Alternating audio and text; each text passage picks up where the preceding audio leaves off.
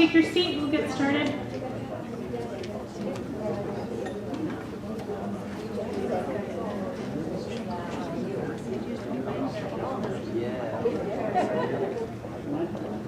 Assalamu alaikum. If I can get you guys to take your seat, we'll just get started. I'd like to thank you for joining us on behalf of the Organization for Islamic Learning. I'd like to get started with the Quran recitation. Kumail. Salwa.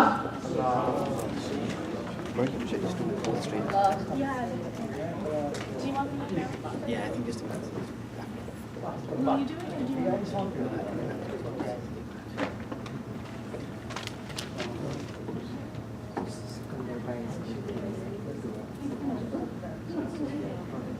I'll inshallah be reciting from Surah Nisa, chapter 4, ayah number 135.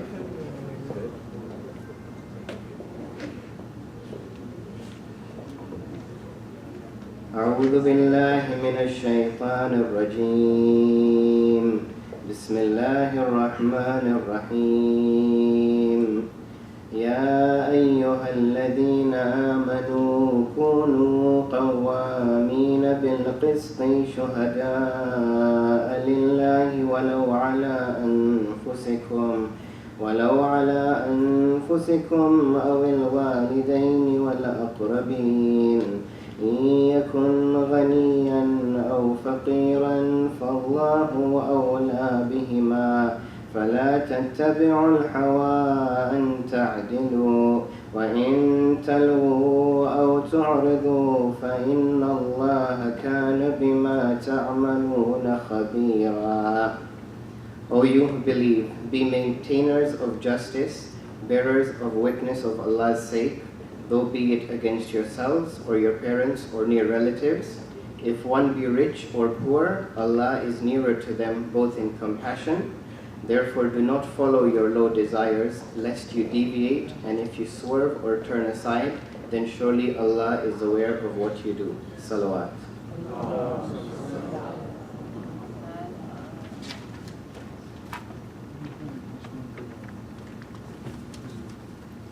We're going to do dua iftitah in a minute, but before we do so, I wanted to recognize the long history and contributions of the First Nations, Métis, and Inuit people in Canada.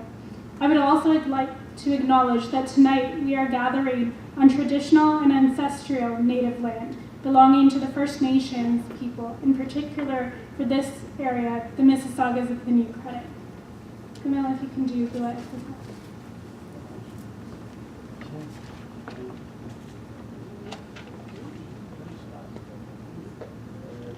دعاء افتتاح. اللهم صل على محمد وآل محمد. بسم الله الرحمن الرحيم. اللهم إني أفتتح الثناء بحمدك وأنت مسدد للصواب بمنك وأيقنت أنك أنت أرحم الراحمين في موضع العفو والرحمة وأشد المعاقبين في موضع النكال والنقمة وأعظم المتجبرين في موضع الكبرياء والعظمة.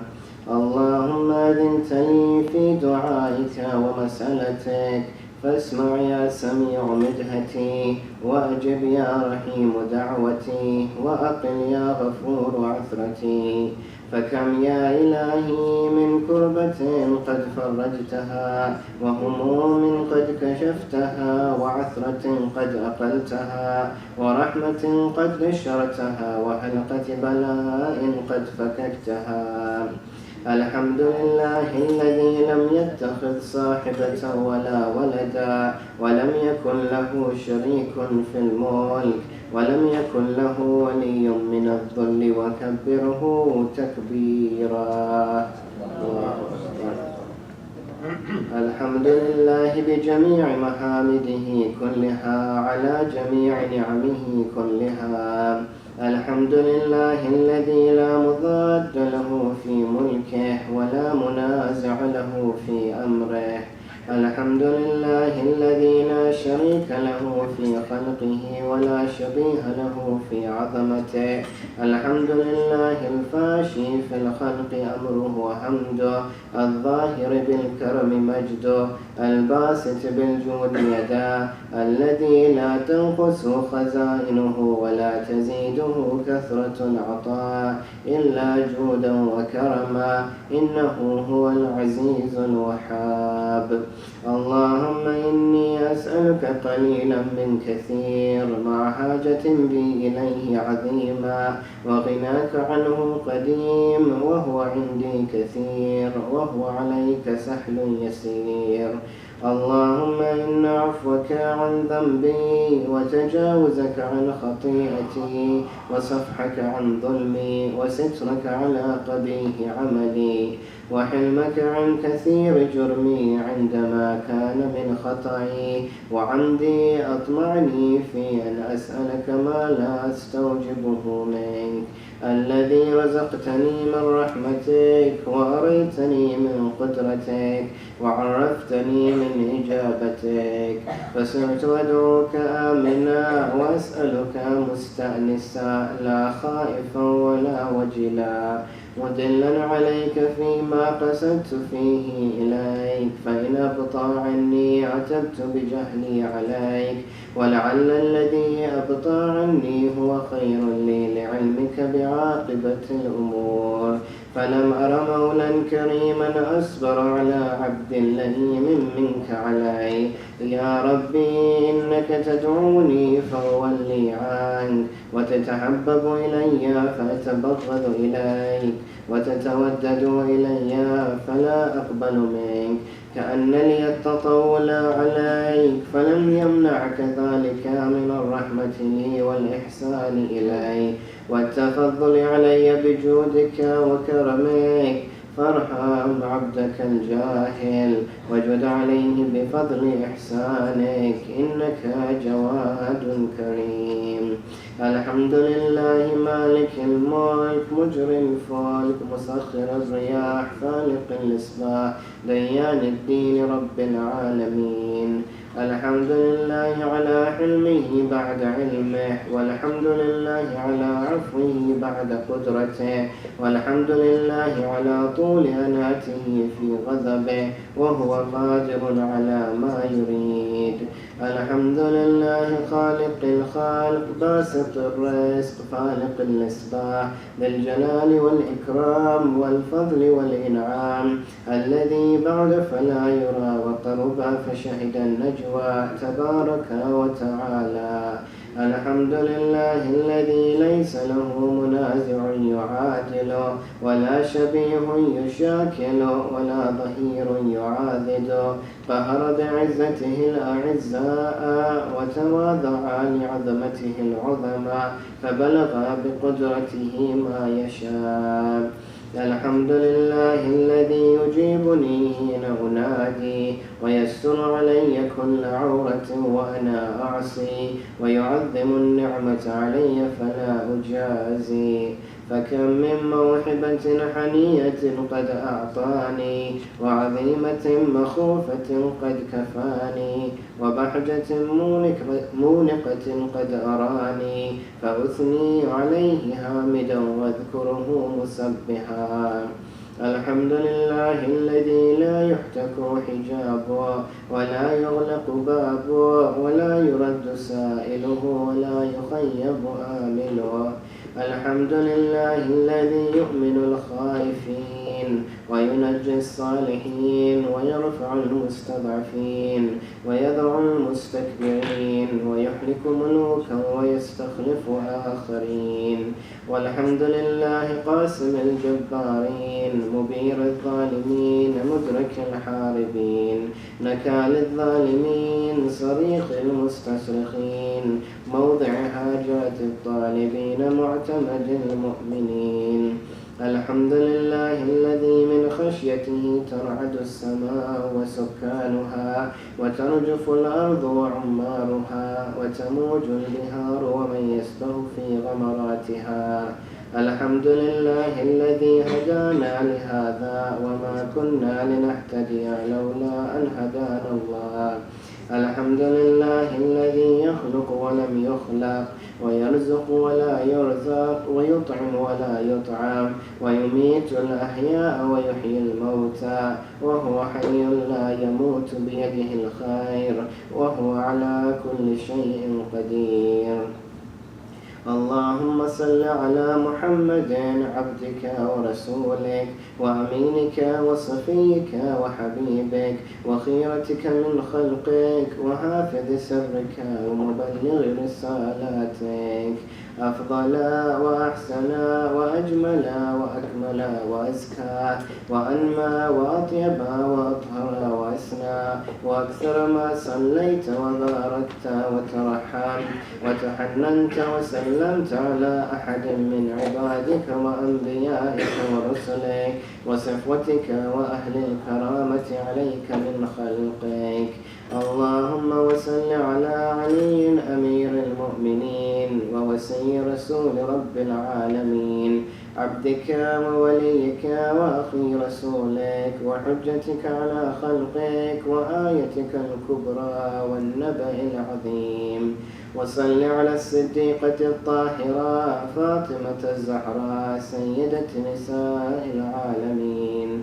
وصل على سبطي الرحمة وإمامي الهدى الحسن والحسين سيدي شباب أهل الجنة. وصل على أئمة المسلمين علي بن الحسين ومحمد بن علي وجعفر بن محمد وموسى بن جعفر وعلي بن موسى ومحمد بن علي وعلي بن محمد والحسن بن علي والخلف الهادي المهدي، حججك على عبادك وأمنائك في بلادك صلاة كثيرة دائما.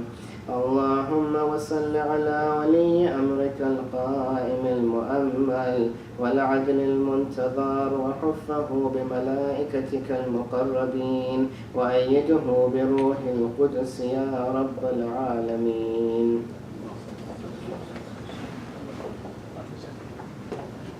اللهم اجعله الداعي إلى كتابك والقائم بدينك استخلف في الأرض كما استخلفت الذين من قبله، مكن له دينه الذي ارتضيته له، أبدله من بعد خوفه أمنا يعبدك لا يشرك بك شيئا. اللهم أعزه وأعزز به وانصره وانتصر به وانصره نصرا عزيزا وافتح له فتحا يسيرا واجعل له من لدنك سلطانا نصيرا. اللهم أظهر به دينك وسنة نبيك حتى لا يستخفي بشيء من الحق مخافة أحد من الخالق. اللهم إنا نرغب إليك في دولة كريمة تعز بها الإسلام وأهله وتذل بها النفاق وأهله وتجعلنا فيها من الدعاة إلى طاعتك والقادة إلى سبيلك وترزقنا بها كرامة الدنيا والآخرة. اللهم ما عرفتنا من الحق فهملنا وما قصرنا عنه فبلغنا. اللهم المم به شعثنا واشعب به سدعنا وارتق به فتقنا وكثر به قلتنا واعزز به ذلتنا واغن به عائلنا واقض به عن مغرمنا واجبر به فقرنا وسد به خلتنا ويسر به عسرنا وبيض به وجوهنا وفك به أسرنا وأنجه به طلبتنا وأنجز به مواعيدنا واستجب به دعوتنا وأعطنا به سؤلنا وبلغنا به من الدنيا والآخرة آمالنا وأعطنا به فوق رغبتنا يا خير المسؤولين وأوسع المعطين. اشف به صدورنا وأذهب به غيظ قلوبنا واهدنا به لما اختلف فيه من الحق بإذنك إنك تهدي من تشاء إلى صراط مستقيم وانصرنا به على عدوك وعدونا إله الحق آمين اللهم إنا نشكو إليك فقد نبينا صلواتك عليه وآله وغيبة ولينا وكثرة عدونا وقلة عددنا وشدة الفتن بنا وتظاهر الزمان علينا فصل على محمد وآله وأعنا على ذلك بفتح منك تعجله وبضر تكشفه ونصر تعزه وسلطان حق تظهره ورحمة منك تجللناها وعافية منك تلبسناها برحمتك يا أرحم الراحمين صلى الله عليه وسلم.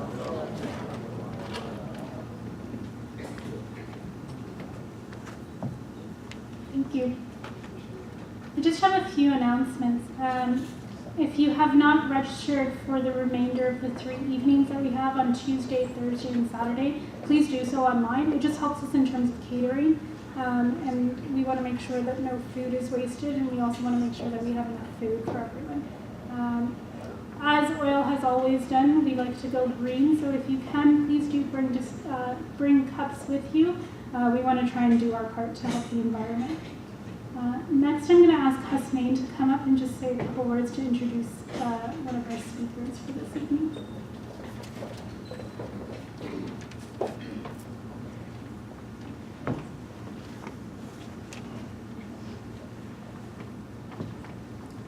Assalamu alaikum.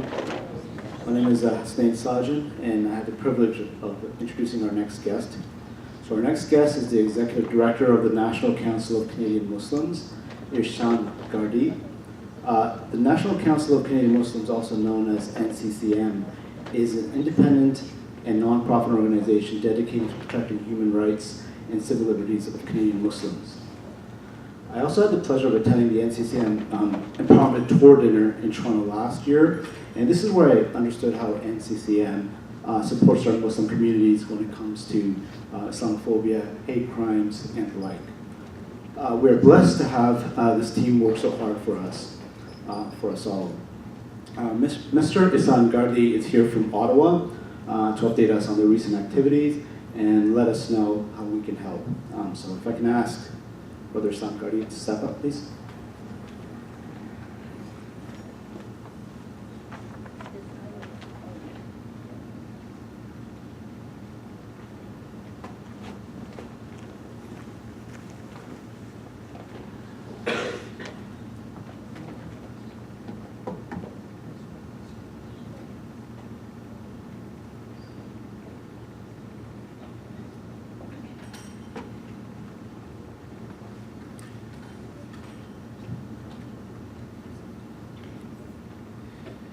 بسم الله والصلاة والسلام على رسول الله سبحانك اللهم وبحمدك نشهد أن لا إله إلا أنت نستغفرك ونتوب إليك قال رب اشرح لي صدري ويسر لي أمري واحلل عقدة من لساني يفقهوا قولي. Assalamu alaikum. Thank you for that very kind introduction, Hasnain, and for giving everybody here a sort of a brief overview. Can everybody hear me? A brief overview of the type of work that NCCM does. That's better. I was going to tell you about the organization itself at first, but then I thought instead, why don't I start with a story? The other day, we received a call from a concerned community member. She was frightened. Her next-door neighbor had burst out onto his lawn, yelling profanities at Muslims and calling for them to be killed. We were shocked and we felt terrible for both her and her family. Not only did they have to endure this experience, listening to a man screaming loudly that Muslims are to blame for the terrorist attacks in England, but also having to deal with the police that did not take their concerns seriously. That is until NCCM intervened. We immediately contacted the local police service with a letter demanding an answer as to why the woman was not provided with sufficient support And within hours, she received a call from an investigating officer who told her that there were adequate grounds for her to press charges against this individual for promoting hate. Her fears and concerns were finally recognized, and she was empowered. This is what we do at NCCM. We stand up for Canadian Muslims to ensure that our human rights and those of all Canadians are respected. Every day we work with our allies, community organizations, institutions, elected officials, law enforcement, educators, media, and others to ensure that our communities remain safe, inclusive for everyone, and that our voices are heard. As this story demonstrates, we're living in a time where Islamophobia is on the rise. Statistics Canada's data tells us within the last 3 years, hate crimes targeting Muslims have doubled. Against every other community, they've remained approximately the same or have actually been decreasing, but against Muslims, they have doubled. We also know that the phenomenon of Islamophobia is highly gendered. From the complaints that we receive at the NCCM, and we have currently over 100 case files open at any given time, we get complaints pretty much every day, reported to us, calls, emails, people completing our report form online. The majority of these cases are targeting our Muslim sisters, especially Muslim sisters who visibly manifest their faith, whether they wear hijab or niqab or whatever in public. As a Muslim man, as Muslim men, we can walk down the street, and unless we're dressed in a traditional manner with a thobe or kufi or topi, whatever you call it, we're easily mistaken for others. But as soon as a Muslim woman wears something on her head, a covering, she immediately stands out. My call for you today is to tell you about the work of the organization. And when I was introduced, it was described as human rights and civil liberties, and that is the core focus of our work. And we do work in 3 other areas: media engagement. When the media has questions about Islam and Muslims, we'll often get called to comment. We write letters to the editor, opinion editorials in major papers across the country. We regularly meet with journalists and editorial boards. The other areas we work are education and outreach, providing workshops and seminars to the public and private sector, to government, and lastly, also our advocacy work as well, which involves appearing before parliamentary committees and putting forward a voice on behalf of Canadian Muslims about our concerns, about laws that might be enacted, appearing before the Supreme Court, as well as meeting with politicians on a regular basis. But what does all of that mean? The bottom line is the way that when Ray Kroc, the founder of McDonald's, was asked, "Are you in the burger business?" he said to the questioner, "I'm not in the burger business, I'm in the real estate business. And if you look around, some of the best real estate in Toronto and elsewhere is owned by McDonald's. So in the same way, we're in the business of human dignity. That's what we're about. That's what we're about, is human dignity for Canadian Muslims, but for all Canadians. We're a small organization, but we've been around for 17 years this summer. We used to be known as CareCan. We rebranded our organization 3 years ago to the NCCM.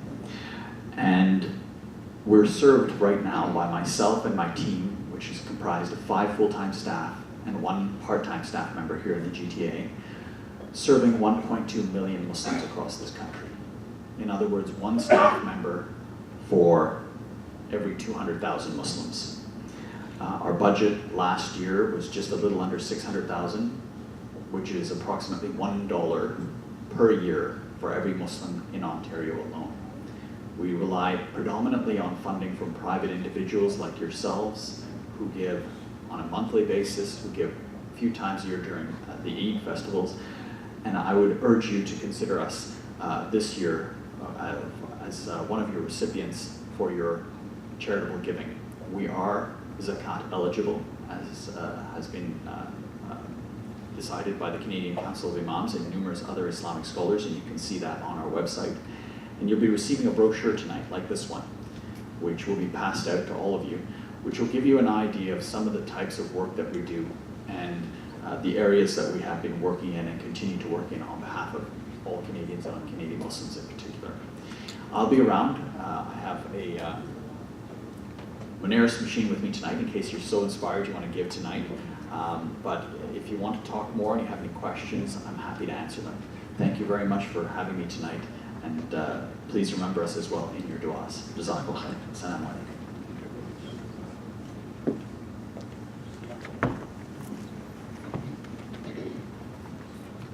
I'm significantly shorter than you. Thank you so much. I do urge you to take a look at the brochures that are being passed around. Please do consider donating or even looking at what's going on with NCCM. What I'd like to do next is invite our guest speaker for this evening, Sheikh Mirza Abbas. He needs no introduction, so I'm just going to ask him to take it away.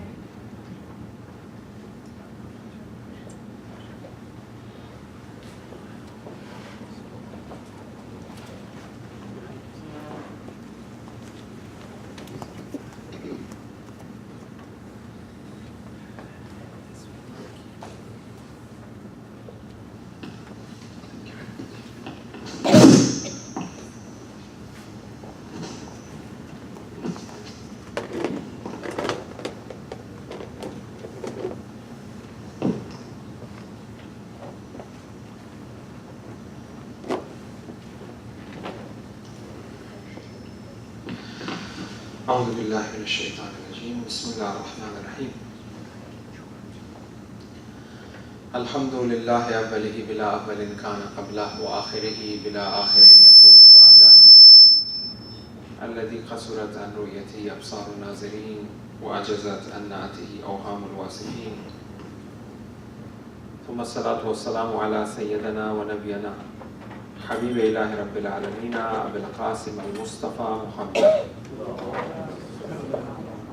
وعلى الطيبين الطاهرين المعصومين المظلومين سيما بقية الله العظم بقية الله خير لكم إن كنتم مؤمنين ولعنة الدائم على أعدائهم أجمعين من الآن إلى قيام الدين أما بعد فقد قال الله تعالى في محكم كتابه المجيد بسم الله الرحمن الرحيم ما خلقت الجن والإنس إلا ليعبدون صدق الله العلي العظيم والسلام عليكم جميعا ورحمة الله وبركاته.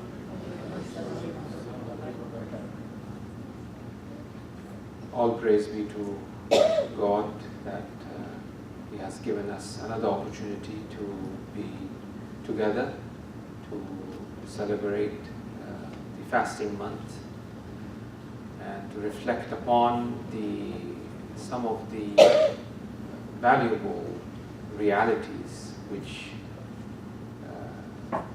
really makes our being, because we are on this journey of being and becoming. And the topic that we've been focusing upon is known as ubudiyah, which means servitude. And yesterday, or the last sessions, we kind of looked into some of the definitions of it, what servitude really means, what ubudiyah really means. And while doing so, we pointed out to one of the famous narration that comes from our sixth Imam, Imam Jafar as-Sadiq alayhi salam, to Unwan Basri, who was one of the companions, a 94-year-old lad who was extremely excited to be the student of Imam Sadiq alayhi salam, and he came to the service of Imam, and Imam started explaining to him the importance of knowledge and servitude. Now, as a recap, I just want to kind of point out to what we have covered very briefly. In our last session, we said ubudiyah, servitude, is considered to be the spirit of ibadat. There are two things. One is considered as ubudiyah, and the other is considered as ibadat. There's a difference in that. Ibadat is our fasting, is our praying, is our hajj, the actions. But these actions requires the spirit of ubudiyat, of servitude. Just for example, I'm praying. My mind dozes off here and there. So that means the strength of servitude is a bit less there. That's why my mind is dozing off here and there. If the spirit of servitude is strong in that ruku and sajda, my mind will never doze off. I will be in full focus towards my Lord. I will be in full focus that I'm really an abd, I'm a slave, I'm a servant. See? So servitude is that spirit in our ibadat. So that's what is required for us to really increase or bring about in us. That somehow the spirit of servitude should reside in our ibadah and must increase, day by day. That is why our ibadat, our salat, our fasting, which is the same thing that we do. We don't eat from dawn till dusk, which is the same thing 1 month we do. The same ruku we do every day, the same sajda we do every day. It's not repetition, but it intensifies in terms of its essence, of its being. That very action, it intensifies. The spirit of ubudiyah increases by repetition of it. But it's not a pure repetition that we are doing the same thing again. I mean, I'm pretty sure we realize that when we revisit our salat and our prayers after maybe having some sort of knowledge of certain principles, of certain realities, that really affects us. For example, the Sufi masters who have written on the sirru salat, on the secrets of prayer. Just a little example, like Imam Khomeini, when he mentions in regards to the sajda, he says that why there are two sajda and why there is one astaghfar in between the sajda. What is the symbolism of the ruku? What is niyat? What is takbiratul ihram? What is ruku? He mentions it in the book of Adab wa Salat. Obviously, all are based upon the Quran and the Sunnah of the Prophet in the riwayat and traditions. So he brings them and compiles it. So he says that when you go in sajda, you say Subhana Rabbiyal A'la wa bihamdi. Allah is the greatest, is A'la, is the most high. It is you who is mentioning this, and then you raise your head from the sajda. You realize that it is you who is mentioning this, where you shouldn't be realizing that you exist because He is A'la. So you do astaghfirullah for that. You say astaghfirullah wa atubu ilayh, that I realize that I was doing that tasbih of A'la. Then I go back in sajda. Then I say Subhana Rabbiyal A'la wa bihamdi, which should be a true annihilation in the Lord, where only Allah is there and no longer you there anymore. See? So when you revisit your prayers, when you redo your prayers after having understanding on the basis of the Quran, on the basis of these riwayat and traditions of the Masumin and the Prophet, it changes. How beautifully somebody said that when we are praying, we should always have these three things in our mind in order that our mind doesn't boggle here and there. And as a human being, we have that capacity to do so, right? As we have that capacity, that's why our mind is going here and there, right? So what are those? Number one is that we should have hope in God. I'm reciting Bismillah ar-Rahman ar-Rahim, Alhamdulillah Rabbil Alameen, but my mind is full of hope of my Lord. Then I should have